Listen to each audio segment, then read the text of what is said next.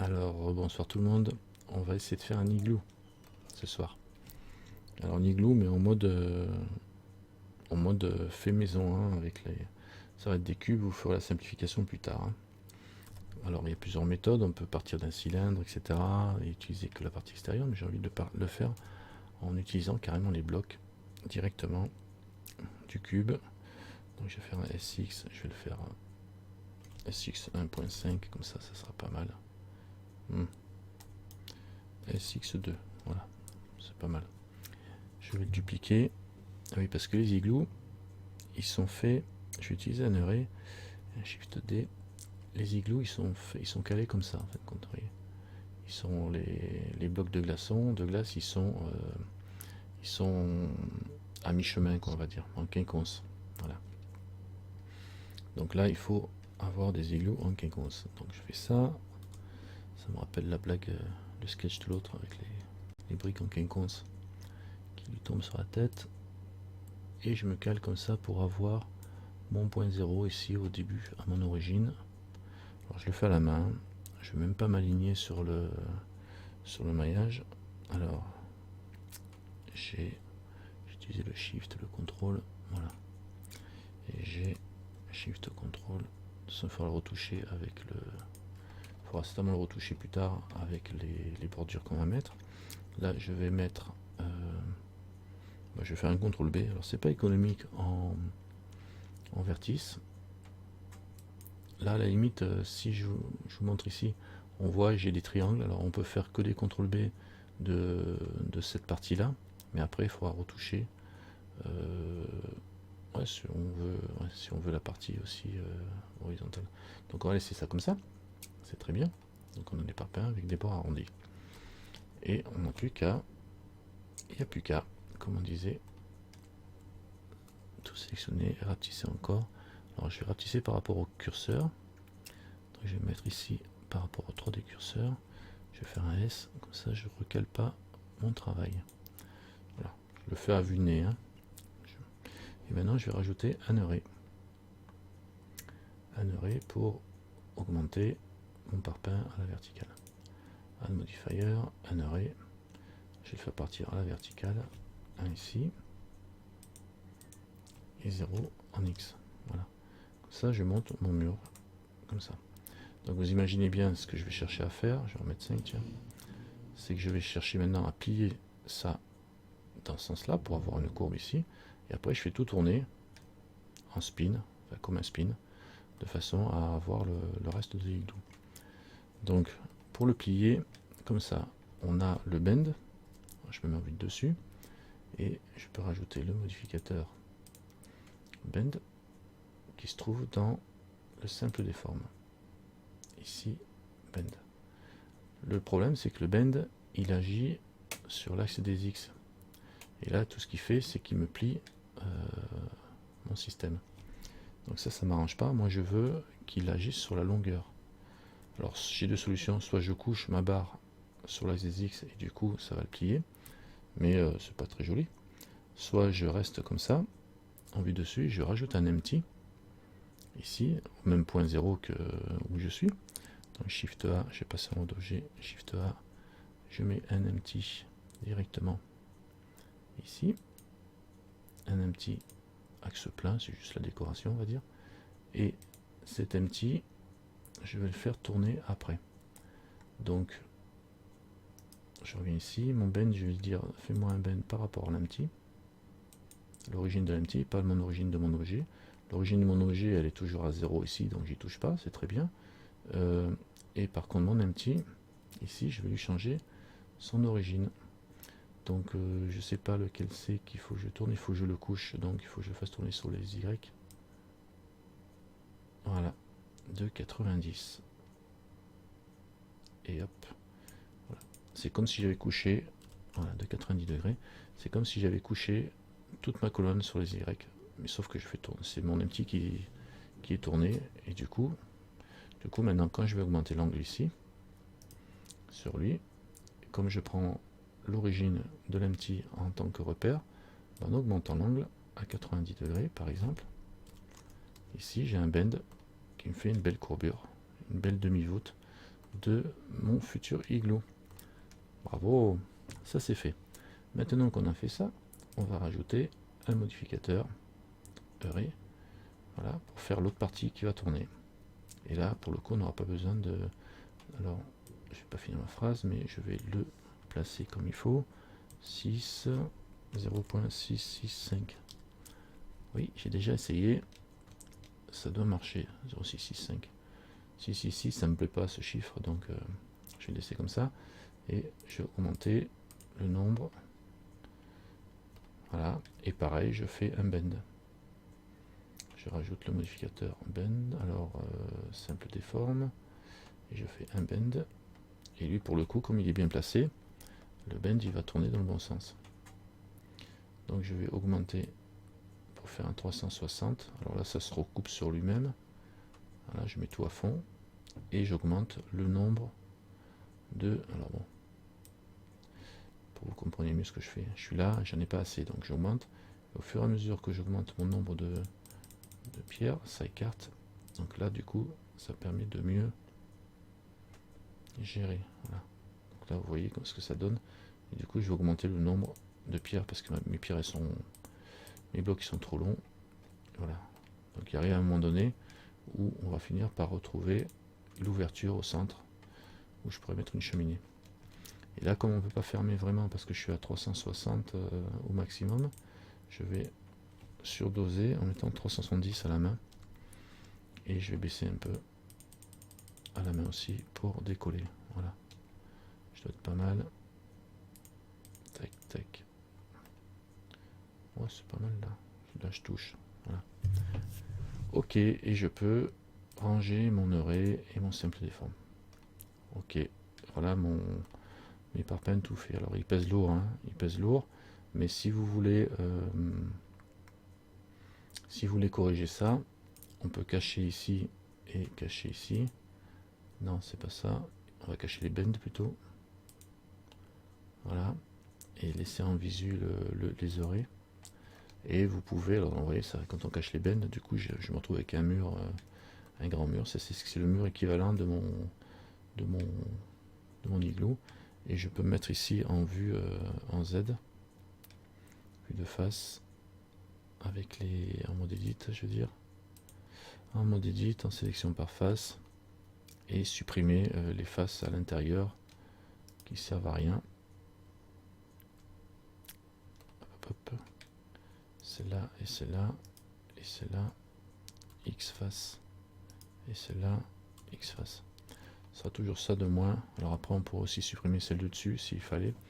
Bon, je vous laisse faire ça, faire du nettoyage après. Donc là je reviens en mode par mode Z et je vais rendre visible tout le travail. Voilà. Ça fait autant de faces de moins puisque j'ai plus les faces à l'intérieur. Voilà, maintenant on peut faire aussi, je mets mon curseur ici, en vue de face, vue de dessus tant qu'à faire. Voilà, je vais remettre mon curseur ici.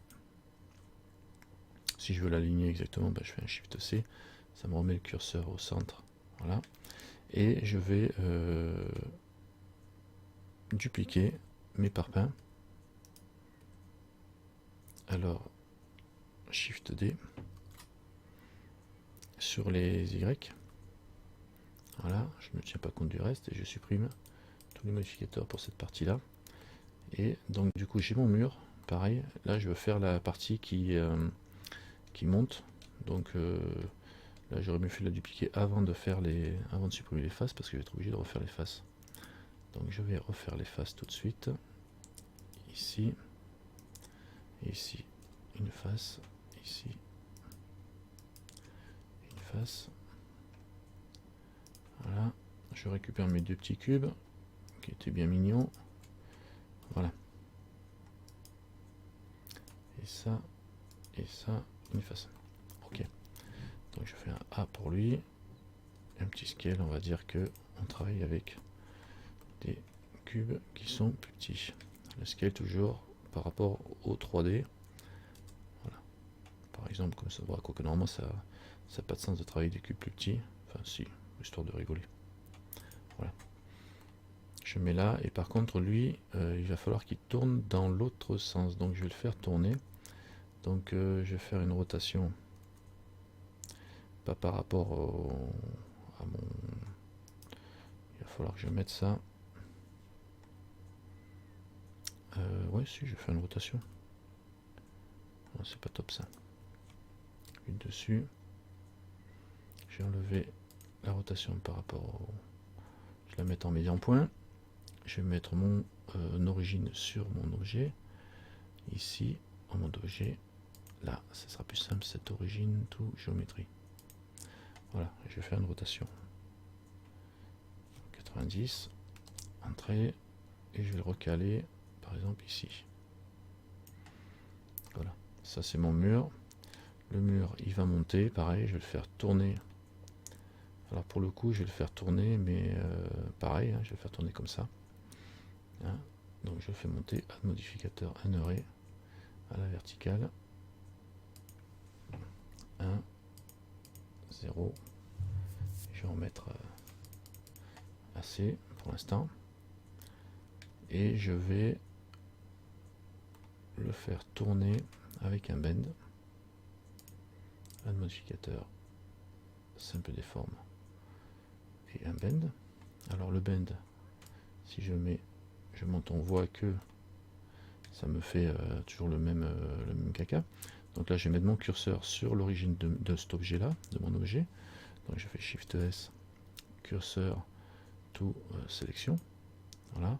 Et là ici je vais rajouter mon empty, un deuxième empty, Shift A, empty, axe plein, je vais l'appeler empty E2, je vais l'appeler, voilà, E2, et c'est lui qui va se tourner pour que ça soit dans le bon sens. Alors pour que ça soit dans le bon sens, je vais le mettre en rotation par rapport à l'empty sur mon bend par rapport au E2. Donc là il reste placé parce que tout est à 0. Pour qu'il soit dans le bon sens, là il faut que je fasse tourner. C'est un petit peu délicat parce qu'il faudrait qu'il soit... Alors il était déjà dans le bon sens à l'origine, hein. Si je cache ça, voilà, ils sont là. Donc il faut qu'il soit couché dans ce sens là et tourné dans ce sens là. Donc ça va être un petit peu compliqué à visualiser, mais grosso modo, si je prends mon empty et que je lui fais faire une rotation de 90, de toute façon ça va être 90, ça c'est clair, peut-être même plus de 90. Voilà, 90 là il tourne comme ça, sauf que là c'est pas le bon sens pour lui, et donc ça sera plutôt en X. 90, voilà, et 90 dans l'autre sens aussi. En fin de compte on est obligé de tourner deux fois, une fois dans un sens, une fois dans l'autre, vu qu'il n'était pas dans l'origine. Donc vous ferez vos essais, vous verrez, là je suis obligé de tourner de deux côtés. Et là je suis bien placé. C'est chaud, hein. Bon, c'est pas grave, vous amuserez avec ça. Et là maintenant, mon objet, je peux faire un heuré dessus pour amplifier dans l'autre sens. Aussi, je rajoute un heuré. Heuré, heuré, heuré. Voilà, bah, il est déjà bien comme il faut sur les X, c'est très bien. Juste à changer un petit peu. Allez, 0.665. Ça marche bien la première fois, je peux voir que ça ne marchait pas la deuxième fois. Je vais en mettre plusieurs pour faire mon tunnel. C'est mignon. Voilà, encore un petit, parce que j'aime bien le 6. Et je vais réduire la dernière partie. Enfin, je vais encastrer tout ça. Alors pour encastrer tout ça, ben, je ne vais pas m'embêter, je vais appliquer. On va dire que c'est bon. Alors on enregistre tout, hein. Fichier, save as, coucou, et igloo. Voilà, igloo me va très bien. Il n'était pas terrible le dernier, donc là je vais prendre lui et je vais tout appliquer ces modificateurs. Parce que j'ai de l'oré dans l'ordre, hein. Applique, lui applique et lui applique. Comme ça ils sont bien. Je passe en easy mode et là il faut que j'attrape quand même. Si je me mets en vue de côté, tu vois, il n'est pas très droit ce truc là. Bon, je vais redresser après.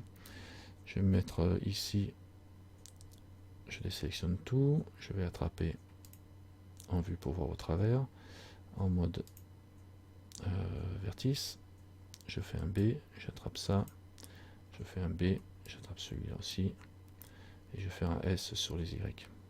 SY, et je rapetisse tout en appuyant sur Shift pour y aller doucement, et je me cale, je m'aligne avec les bordures. Voilà, ça devrait le faire. Et là, j'ai plus qu'à me mettre, je sors de ce mode-là, en mode objet, et j'ai plus qu'à me mettre en vue de face.